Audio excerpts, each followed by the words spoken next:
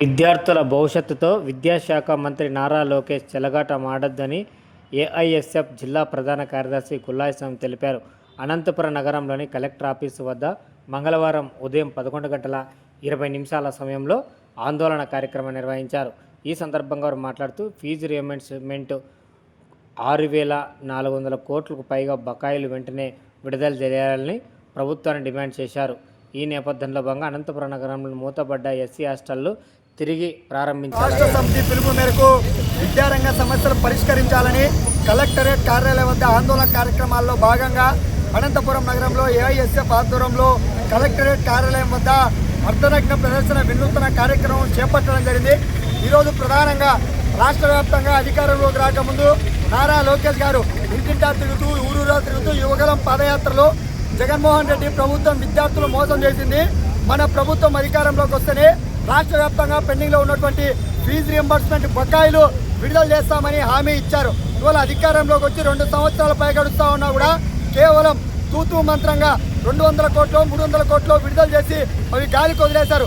మాకు కావాల్సింది భిక్ష కాదు, రాష్ట్ర వ్యాప్తంగా పెండింగ్లో ఉన్నటువంటి 6,400 కోట్ల రూపాయలు విడుదల చేయాలని చెప్పి ఏఎస్ఎఫ్గా అడుగుతూ ఉన్నాం.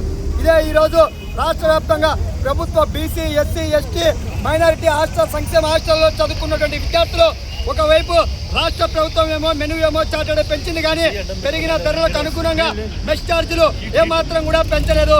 పెరిగిన ధరలకు అనుగుణంగా మెస్ ఛార్జీలు 3,000 రూపాయలకు నెలకు పెంచాలి, కాస్మెటిక్ ఛార్జీలు 300 రూపాయలకు పెంచాలని చెప్పి ఏఎస్ఎఫ్గా డిమాండ్ చేస్తున్నాం. అదేవిధంగా ఈ జిల్లాలో ఇప్పటికే చాలా హాస్టళ్లు మరి అద్దె భవనాల్లో నివసిస్తూ ఉన్నారు, కూలిపోవడానికి సిద్ధంగా ఉన్నాయి. విద్యార్థులకు సరిపడినటువంటి గదులు కూడా లేనటువంటి పరిస్థితి ఉంది. తక్షణమే రాష్ట్ర ప్రభుత్వం స్పందించి ప్రభుత్వ హాస్టళ్లకు నిధులు కేటాయించి సొంత భవనాలు నియమించాలని చెప్పి ఏఎస్ఎఫ్గా డిమాండ్ చేస్తున్నాం. ప్రధానంగా ఈ జిల్లాలో ఈ నగరంలో అనంతపురం నగరం నడిబొట్టున ఎస్సీ హాస్టల్ మూతపడి దాదాపు 10 సంవత్సరాల పైగా సొంత బిల్డింగ్ మూసివేయడం జరిగింది. దానికి నిధులు కేటాయించి మరమ్మతుల కోసం మరమ్మతులు చేసి హాస్టల్ ప్రారంభించాలని ఏఎస్ఎఫ్.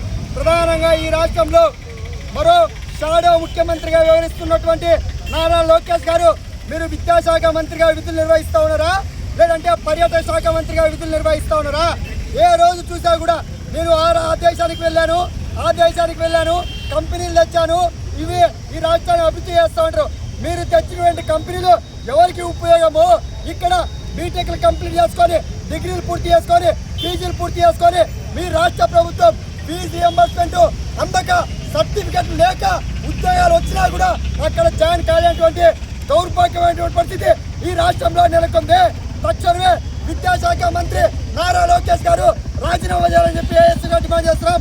లేని పక్షంలో రాష్ట్ర వ్యాప్తంగా సమరశీల పోరాటాలు ఏఎస్ఎఫ్ ఆధ్వర్యంలో నిర్వహిస్తాం. ఇప్పటికైనా కూడా ఒకవేళ మీకు చేత కాకపోతే రాష్ట్ర వ్యాప్తంగా ఏఎస్ఎఫ్ ఆధ్వర్యంలో భిక్ష అడుక్కుంటూ మీకు డబ్బులు